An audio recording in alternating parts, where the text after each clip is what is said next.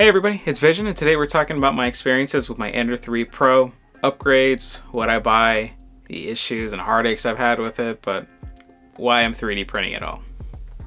So I got this printer for $100 from Micro Center, and I had to do 4 major upgrades to it.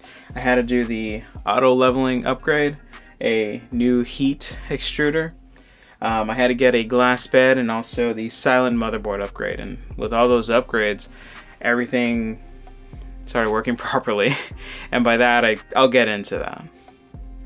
Building this printer is actually kind of a process. So you had to make sure everything was leveled out properly. This part I actually had to re-lubricate. The bed leveling, the tensioning on the belts, and all the upgrades that I did for it. So when I first started printing, it didn't work that well. I couldn't get it to level out or anything like that, so I kind of took the easy route, and first I purchased the auto leveling.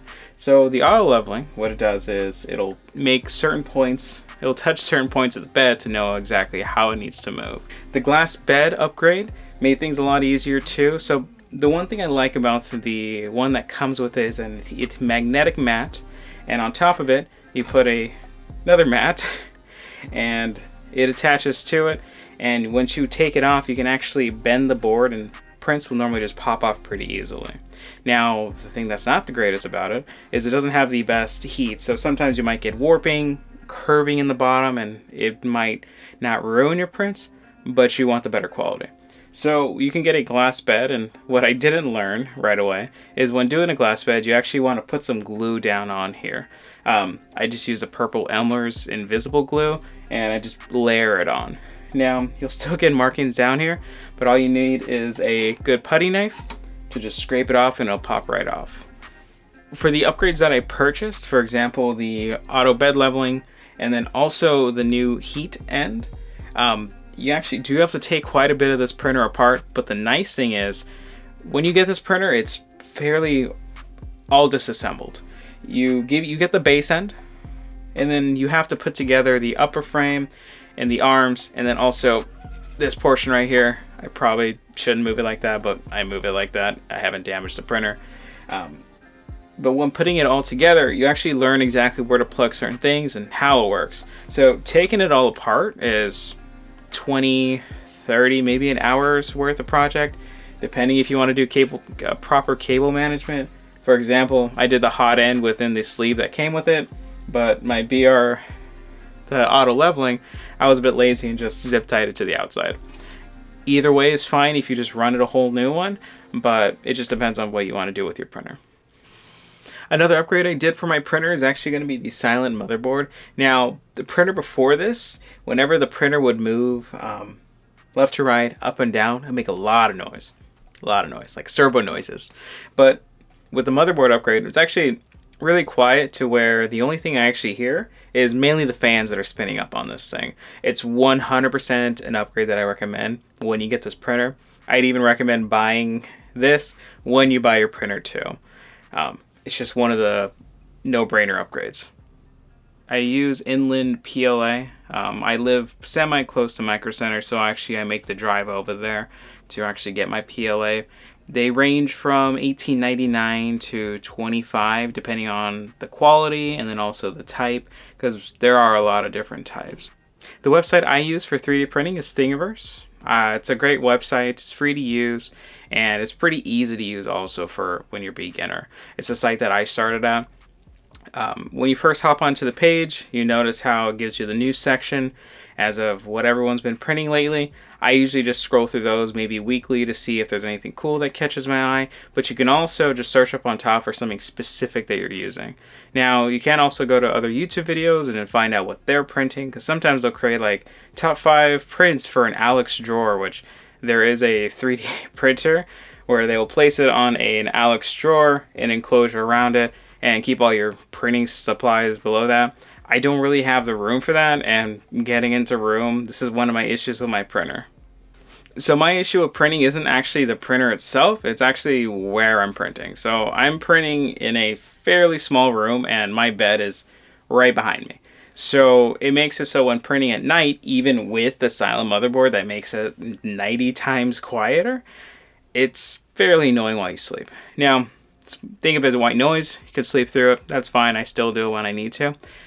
But it puts out a lot of heat. Now, during the summer, it's horrible. I can't really print during the summer. And someone might say, hey, why don't you move your printer somewhere else in the house? Well, I have family. I don't want to keep them up with the noise. I'd rather not do that. So I just only print during certain times of the year, like winter and fall. I'll print if I need to when it's hot, but I don't always need to print. And things that I do need to print during those seasons are maybe like brackets for Roku's, brackets for something underneath my desk, cable management stuff, small little things. Now for software, one of the first ones that I used was actually the Creality slicer. Now it is good software, but not exactly if you're that new. The software I recommend using is Cura. So Cura is pretty easy to use. On the upper right side, you actually have a lot of options, and it gives you a lot of options. Now, I do recommend looking up some more videos to find out specifically what they do. But a lot of the time, the top slider where it gives you the quality options is actually what you need. You can go in and mess with supports after that. And honestly, past that, I really haven't messed with it myself. I am only 2 years in. I don't print often, but it's something that I really love doing too. For making little objects, printing little useful things around the house, it's really nice when you just want to be creative. Moving into a more advanced level is Fusion 360. Now, Fusion 360 is the CAD software that big businesses and companies use, but you can actually use it for free personally. So I recommend actually going to their site, signing up with an account, saying it's free, and you can actually use most to all of the software, from what I know, to actually make stuff. Now, you can actually import a lot of your models straight into there with no issue. Sometimes you need to adjust it, but normally you'll be able to just import no problem. Once you import, you can add things to it. So for example, I actually had a little Mickey and Minnie, the heads for them, and I just added a little loop to them. I also made a tray that you can actually just place a plastic bag on it, and it shows you exactly where to place the label. I have made a wall holder for 3 pops, like specifically 3 pops with their plastic holders, and they're evenly spaced apart, but I can't print them on this side of the bed. So there's actually other software that you can use that will actually slice them up into even-ish parts and actually put dowels in between. So you can actually put super glue or even more plastic into the hole, quickly put it together, and you'll be able to make larger prints on your small one. Now, there's a lot of other things, for example, Thingiverse, where they actually give you the print and all the little parts out of it. But sometimes if you find something that's too big, you can use those other pieces of software to make it fit on your printer. Because this printer, it's like a starter size. They do have smaller ones, but I recommend at least starting with an Ender 3 Pro. For maintenance of the printer, for my printer, I just make sure I dust it every now and then. I'll heat up the end, and I'll also get the... For maintenance for this printer, I'll just make sure I wipe it down every now and then, making sure I get in the belts, making sure that this is tightened enough. I'll also heat up the end here and use a needle to kind of like poke through it. And then after I do that, I'll tell my printer to send some out of the hot end.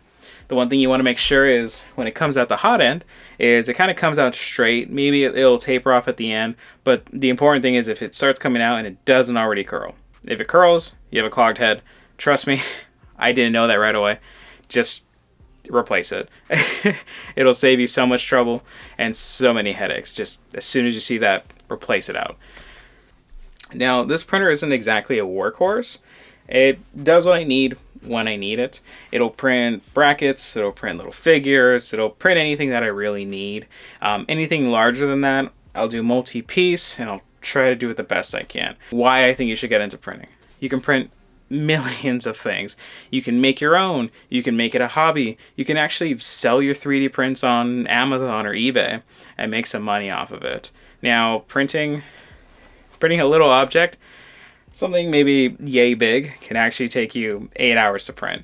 Now, the one cool thing is within some software like Cura, you can actually put in the price of your spool, the size of your spool, and it'll tell you how much it actually costed you to make that. So you can make a 8-10 cents print and maybe sell it for some more. There are 2 types of printers. There is filament, which is something like this, where plastic is fed from a spool into a Hotend, and it'll actually melt the plastic in place where you want. There is another type that's resin. Resin is a lot finer, and it's made out of resin. So if you're looking to make models, figures, small little highly detailed things, I recommend going resin. I haven't messed with that because I don't have the space yet, but it's something I'd love to get into. Now, when you're messing with a filament, you're going to have a lot of base layers. Now, there are ways to smoothen that by just sanding and such, but if you're trying to make small little models out of them, don't really expect to win any awards. They can come out really nice depending on how thin you can make the layers, but if you're looking to make figures, I'd go full resin. I recommend buying a 3D printer whenever you see one on sale. For example, this one again I got for $100 from Micro Center. Micro Center, luckily I lived near the area. I was actually walking through, saw it for half off. Normally I believe it goes for $200, drops to $100.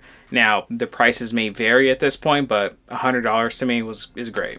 Now I did spend about $140 in just upgrades alone, so my total is closer to $240. Thanks for watching, everybody. If you have any questions, feel free to ask me down below.